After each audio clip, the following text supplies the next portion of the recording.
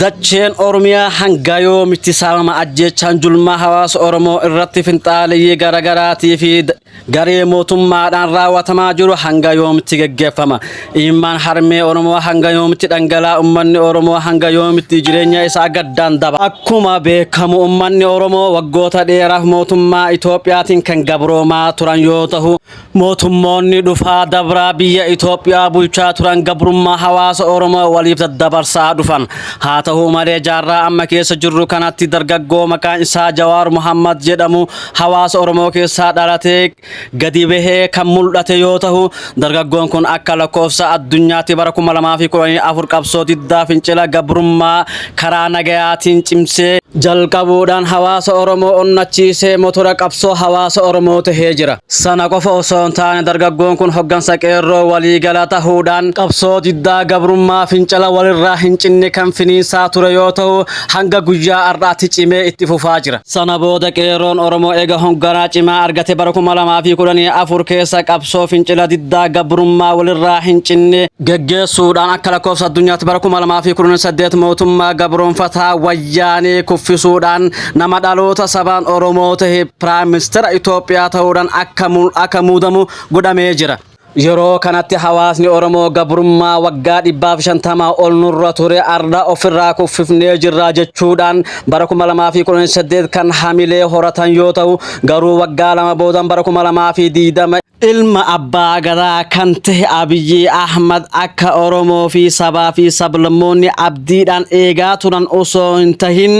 diina Oromoo tahee mul'ate haa ta'u malee gama sabaaf sablammoota Itoophiyaatti yoo kan deebinu ta'e yeroo Abiyyiin aangoo biyyattiitti yeroo sanatti akkuma Oromoon gammadaa ture sabaaf sablammoon illee gammachuudhaan Abiyyi Ahmad dhiheessaa turan jalqaba irratti sabaaf sablammoon Itoophiyaa bulchiinsa haaraa Abiyyi Ahmad kan simachaa turan yoo ta'u yeroo sanatti waa'ee bulchiinsa haaraa Abiyyi Ahmad ilaalchisee harka 199 yeroo yaada garagaraa kennatanitti akka jedhanitti bulchiinsi Itoophiyaa kan yeroo amma ilma abbaa gadaatiin waan hogganamuuf sirna gabroonfattoota bulchiinsota Itoophiyaa kanneen ammaan dura dabran nurraa kuffisuudhaan jijjiirama sirrii nu fidaa jennee waan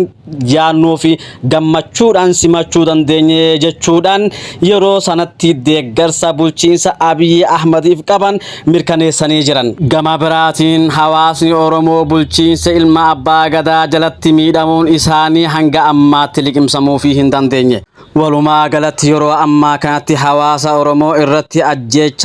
ajjeechaa julmaan durfamee saamicha dachee Oromiyaa dabalatee hawaasa Oromoo irratti gama hundaanuu weerarri cimaa kan baname ta'uu mirkanaa'ee jira gama tokko mootummaa naannoo Somaalee hawaasa Oromoo irratti ajjeechaa julmaa raawwachuudhaan hawaasa Oromoo dachee irraa buqqisuudhaan dachee Oromiyaa saffisan kan saamaa jiru yoo ta'u mootummaa naannoo Somaalee mootummaa federaalaa irraa ajajni kan itti kenname yoo ta'u akkasuma mootummaa naannoo Oromiyaa irraa hayyama guutuu kan argatan yoo ta'u mootummaa naannoo Somaalee ajaja mootummaa federaalaa hojii irra oolchuudhaaf saffisaan hawaasa Oromoo buqqisuudhaan dachee Oromiyaa kan saamaa jiru ta'uu mirkanaa'ee jira godina Harargeetiin durfamee godina Booranaa fi Baalee dabalatee yeroo ammaa kanatti weerarri saamicha dachee cimaa mootummaa naannoo Somaalee irraa kan qunnamaa jiru yoo ta'u akkasuma haala wal fakkaataatiin godina Wallaggaa fi Walloo keessatti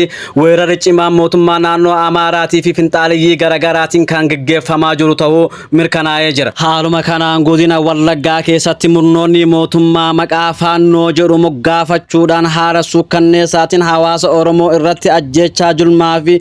saamicha dachee raawwachuudhaan qabeenya irraa buqqisuudhaan qabeenya Oromoo kan saamaa jiran ta'uu